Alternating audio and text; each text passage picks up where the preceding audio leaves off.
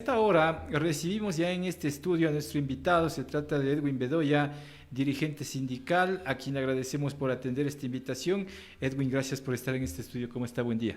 Buenos días, Jorge. Un saludo a quienes hacen Conecta TV. Muchas gracias por la invitación. Lo hemos invitado a Edwin para hacer un análisis de cuáles son las causas que detonan los altos índices de inseguridad en nuestro país, cuando ahora mismo estamos hablando de que en las últimas horas se toman las cárceles los delincuentes, las bandas organizadas, se amotinan en Guayaquil, en Esmeraldas, incendian vehículos particulares, buses de transporte público, asesinan autoridades de elección popular como un alcalde de la ciudad de Manta, entre otros aspectos que ponen zozobra, que pone a la ciudadanía un nerviosismo constante y que hace que también a la vuelta de la esquina uno de los líderes de las bandas organizadas salgan desde una de las cárceles del Ecuador con cámaras en vivo y en directo, con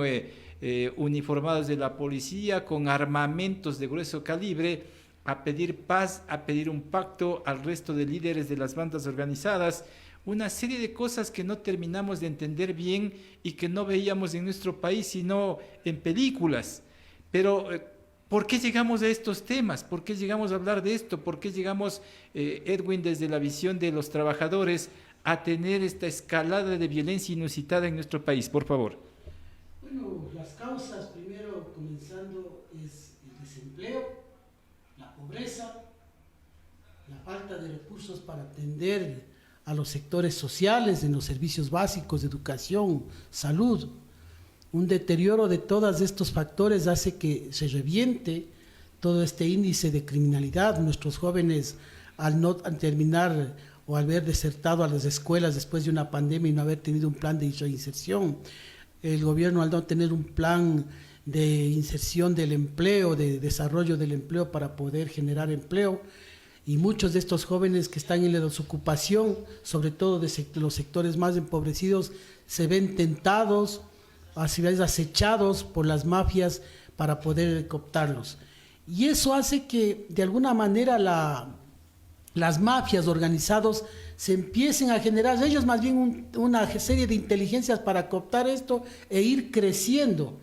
Adicional a eso, la debilidad institucional, que está también prostituida e infiltrada por estos elementos del narcotráfico y de las mafias organizadas, donde están involucrados generales, policías, acordémonos del señor Nazareno.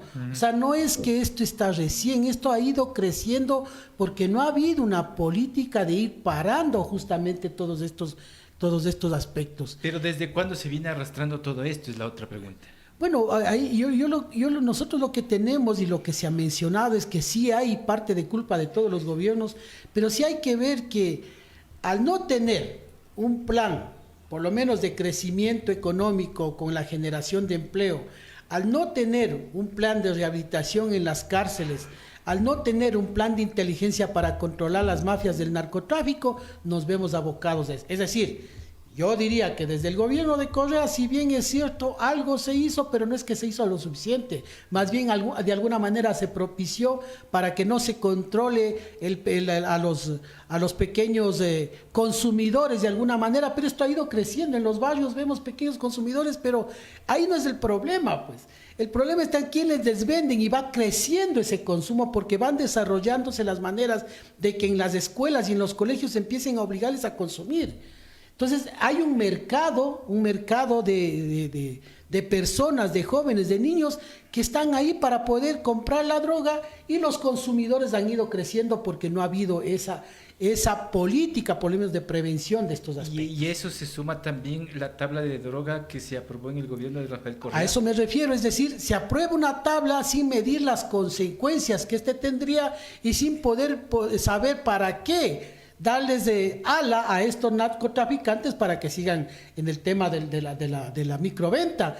Pero no es que son solo los microvendedores, sino son todos los que están atrás. Es una parte de la cadena. Así es, pero lo grave es que al no tener salidas para el empleo, los jóvenes se ven tentados y ven involucrados a toda la familia, porque no es que se involucra a la persona solo de la familia y ahí pare.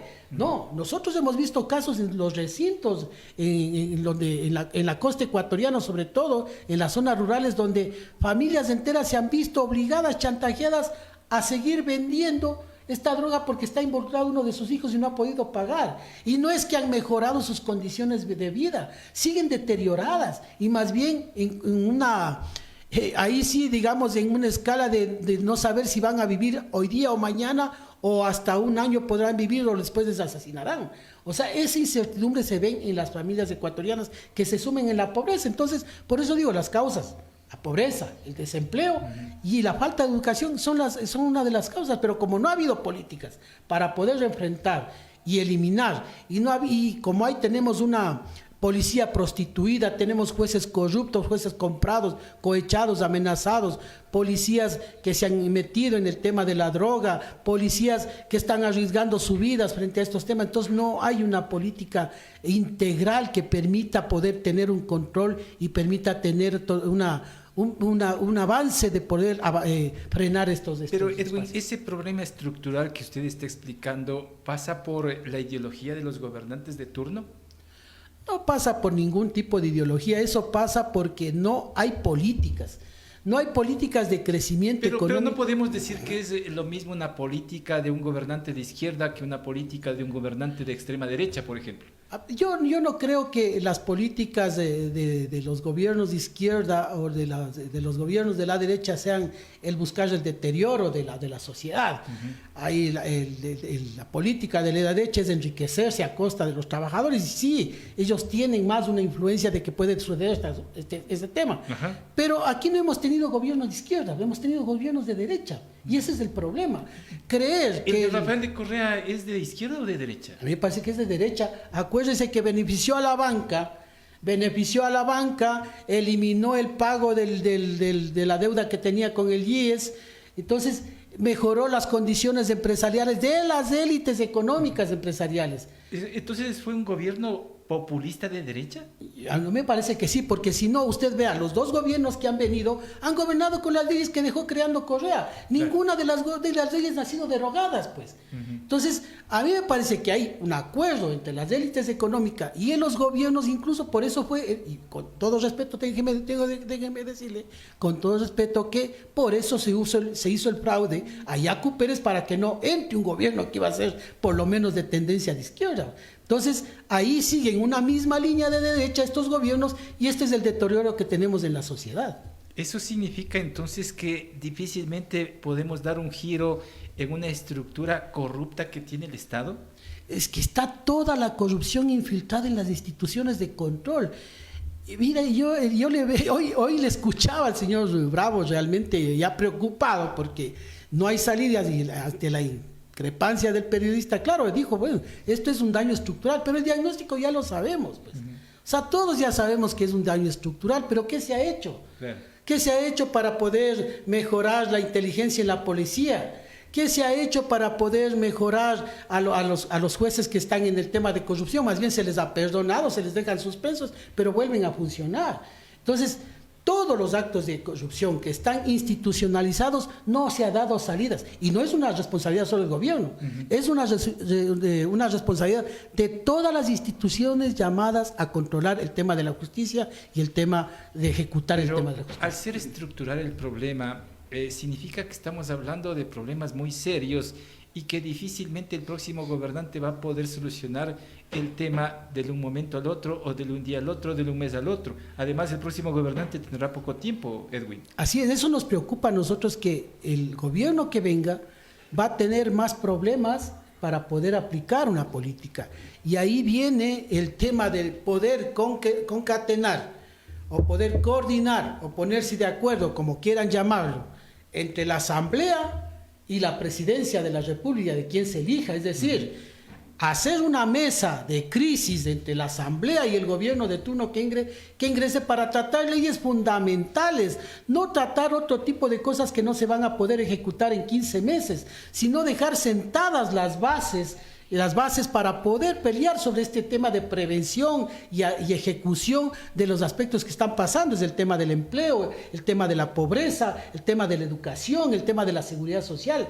Todos estos aspectos pueden atacar de alguna manera, si es que se hacen bien las cosas, a que se minimice los efectos. Y el otro tema es ir atacando y detectando los cabecillas de las bandas delincuenciales transnacionales que ya están en el Ecuador. Pero parece que hay un grupo político que ya tiene identificado las cabezas de las bandas delincuenciales.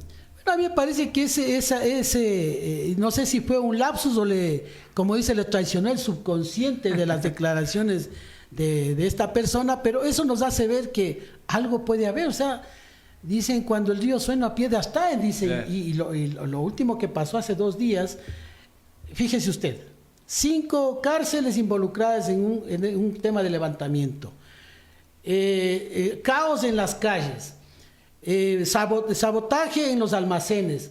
O sea, uno empieza a pensar cómo así, justo en estos momentos, y justo, ¿no? este rato, o sea, fue casi a la misma hora, el mismo día, y al otro día ya empezaron a bajar los tonos.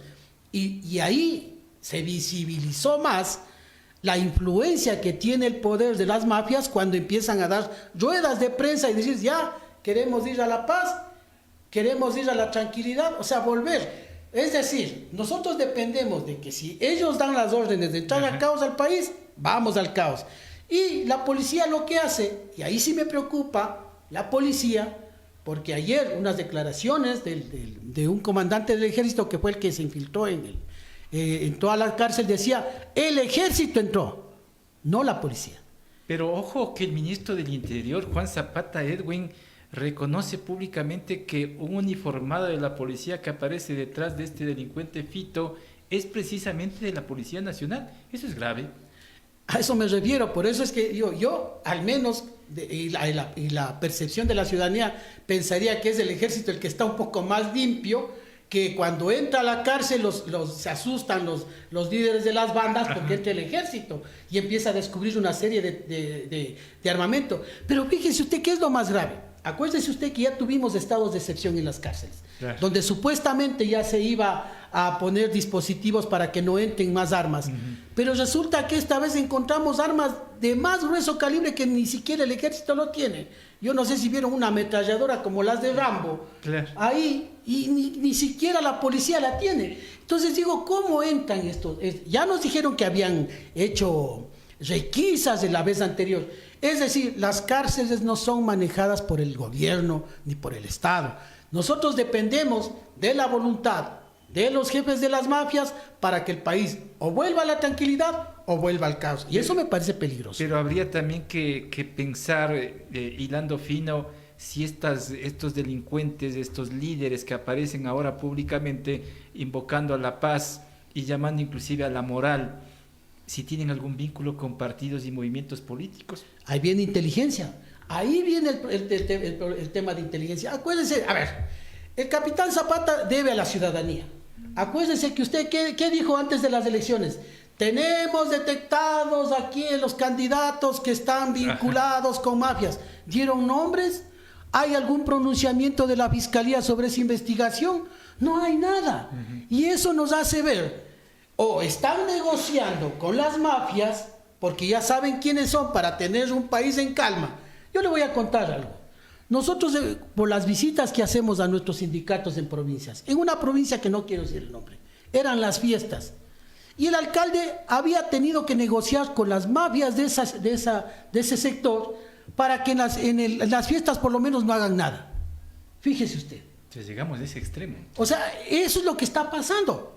Ciudades más peligrosas, Esmeraldas, Santo Domingo, Guayaquil. Y en Santo Domingo no hay estado de excepción. Y en Santo Domingo, y uno de los expertos en seguridad con los que yo discrepo ideológicamente con el coronel Mario Pazmiño, pero que no desconozco, que él sabe muy bien del tema, lo dice, los corredores de las mafias. Pero en Santo Domingo las cámaras no funcionan. Recuperan un vehículo atrás de la cárcel de Santo Domingo que fue vacunado para que vaya el dueño y la policía al frente, el dueño del vehículo decía, yo paso a recuperar, y la policía no me preguntó ni siquiera por qué estaba a las 11 de la noche retirando el vehículo, las garitas ahí. Las cámaras del ECU no funcionan. Entonces los compañeros, claro, de allá, de Santo Domingo, los colegas nos dicen, bien, estamos preocupados porque aquí no hay cómo hacer nada, a pesar de ser declarada una de las ciudades más peligrosas. No hay estado de excepción, no hay policías, no hay militares, y se siguen cometiendo los secuestros que se siguen cometiendo. Lo que significa entonces que estamos en un estado fallido, el Estado ha perdido el control definitivamente de las cárceles y nos gobiernan desde dentro de las cárceles. Nosotros habíamos dicho que pedíamos la renuncia del presidente de la República por estos mismos aspectos. ¿También de Zapata y Bravo? De todo el gobierno nacional. Porque fíjese usted, ¿quién es la cabeza del gobierno? Es el presidente de la República. Él es el que debe determinar los lineamientos de acuerdo con lo que le asesoran. Pero o los asesores le dicen y no quiere hacer caso, o los asesores son malos. Entonces tiene que irse todo el gobierno, pues. Y tiene que irse y venir un presidente que tenga carácter, escuche a los asesores, hagan los diagnósticos respectivos y saquen un plan de ataque. Pero si no hay este presidente que pueda comandar y que pueda dar alternativa, entonces no sirve. Entonces lo que ha servido el señor presidente es para ayudar a sus amigos de las élites bancarias, de las élites económicas y para obedecer al Banco Mundial. Pero ya está de salida, nos guste o no, estamos a puertas de unas elecciones anticipadas, pero habría que hacer algo con las cabezas de seguridad también, porque Zapata no ha dado pie con bola, Bravo lo propio. Habría que cambiar a estos dos funcionarios al menos. Mire, y si cambiamos, yo no sé por qué renunció Paco Moncayo, no lo ha dicho, pero algo debe haber, si no le han de haber querido hacer caso, porque yo no creo que Paco Moncayo no haya dicho, vean, hay que caminar por acá. Entonces, a mí me parece, como digo, que la cabeza principal, que es el presidente de la República, usted está de salida, sí, pero igual estando de salida está haciendo malas cosas, o sea, nos está dejando un país destrozado. Y por eso nosotros decíamos que renuncie y venga enseguida el otro. Imagínense tener que esperar hasta diciembre, hasta que se posesione.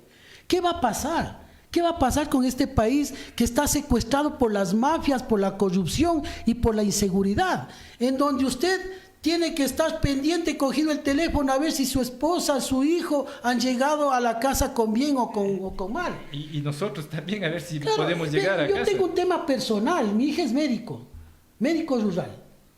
No tiene vigilancia policial, ya han ido los delincuentes por ahí. Entonces, imagínense, yo he hablado con la policía, me dicen que no hay elementos para cuidarles a los médicos están siendo vacunados en algunos hospitales. Entonces, yo lo he vivido de cerca, entonces yo he tenido que traerle a mi nieto a que pase aquí las vacaciones, porque allá en la costa realmente está peligroso, no hay en quién confiar. Y están pensando viajar al extranjero. Entonces, fíjese usted el deterioro que se está viviendo y que estamos viviendo todas las familias, y por eso le digo, yo me incluyo, porque estamos viviendo un episodio de preocupación y de inseguridad aquí en el país y no hay a quién acudir, porque usted va a hacer la denuncia y se demoran horas y tenemos que pagar a los agentes para que se trasladen porque no hay vehículos. Esa es la situación. No hay en nuestro insumos, país. no hay absolutamente nada en nuestro país, pero estamos a puertas de unas elecciones y los candidatos parece que también poco o nada aportan en su plan de trabajo que tienen también para salir de estos problemas. A ver, yo les voy a ser muy sincero. Yo apoyo a Yacu Pérez, pero yo le voy a ser muy sincero. Qué complicado. Yo les veo el panorama, a quien sea electo. Claro, un panorama complicado, difícil, duro, que si no se tienen los asesores adecuados para poder contraatacar, porque no es una acción de una sola persona, y si no hay una transparencia en el diálogo de una mesa de crisis entre la asamblea próxima y el gobierno para sentar las bases, de decir, este es el camino que vamos a recorrer en estos 15 meses para dejar sentado una estructura que nos permita, quien entre después, poder sacar al país adelante. Entonces no hay. Tenemos que estar presentes los trabajadores, los empresarios, el sector productivo nacional, los políticos. Entonces tenemos que tener esta mesa de crisis para poder salir, si no, no va a haber resultado alguno. Perfecto, el tiempo se me terminó, mi querido Edwin. Es muy preocupante lo que pasa en nuestro país, definitivamente, y tenemos que unirnos todos. La unidad creo que podría sacarnos de esto. Es el único camino. Tenemos que sacar las banderas. A veces es un decir, pero es necesario. Ojalá, digo, se sintonicen tanto el nuevo presidente con la asamblea, se sintonicen que hay un país en crisis que reclama con justicia que vengan días mejores para nuestro país. Gracias, Edwin, por estar aquí. Muchas gracias a ustedes.